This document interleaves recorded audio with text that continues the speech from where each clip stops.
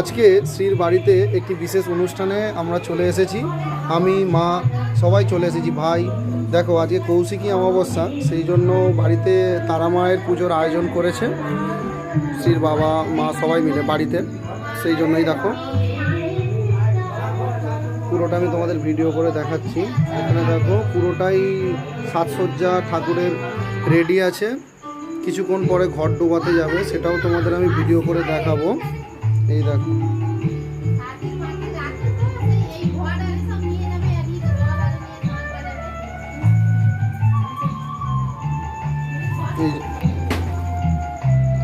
এই যে দেখো শ্রী এখানে সব কিছু জোগাড় যাত্রী করছে।